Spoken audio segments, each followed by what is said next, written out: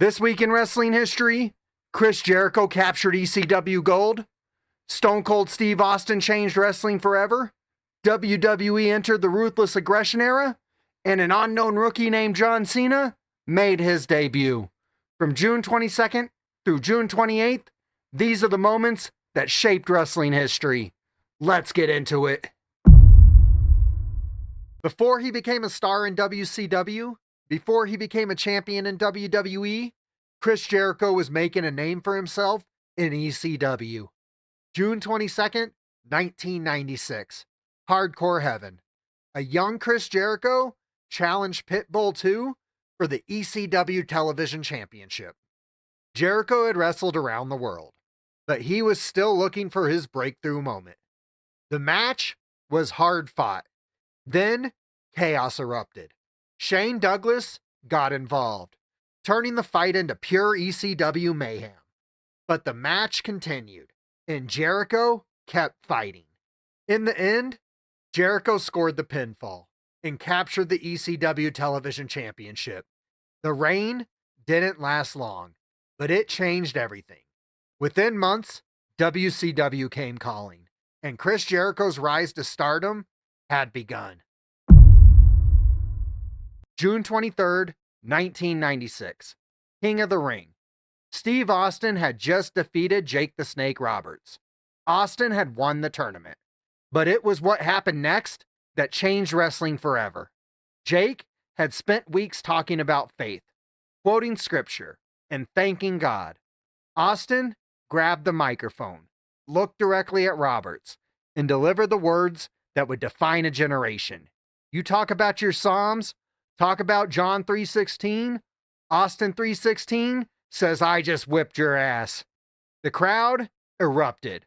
A catchphrase was born.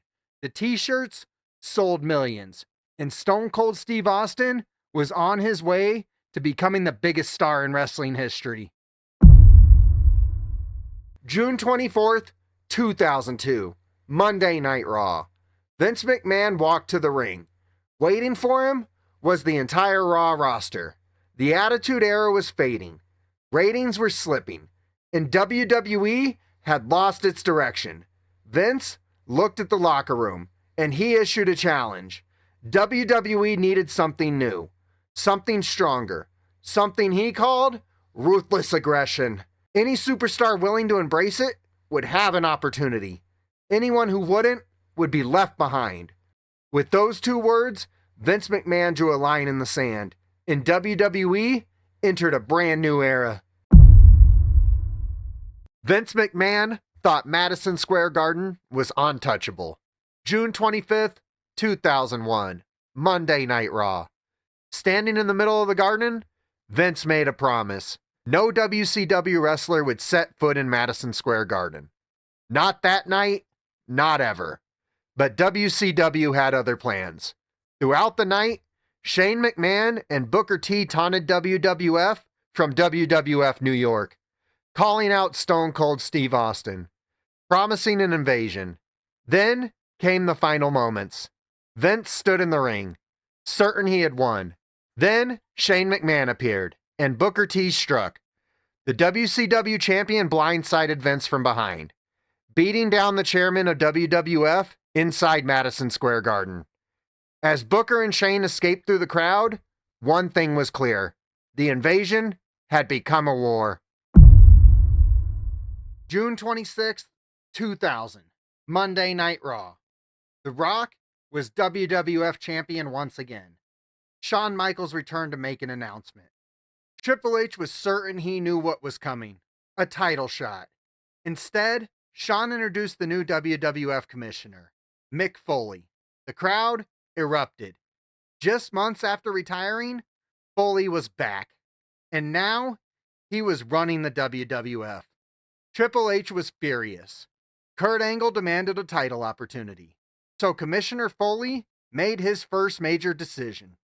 That night's main event would be Triple H versus Kurt Angle versus The Rock, with the winner earning a WWF Championship opportunity.